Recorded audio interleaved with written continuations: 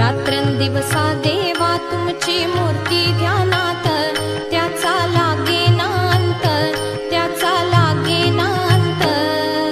स्वप्नात आले माझ्या गुरुदेव दत्त, स्वप्नात आले माझ्या गुरुदेव दत्त.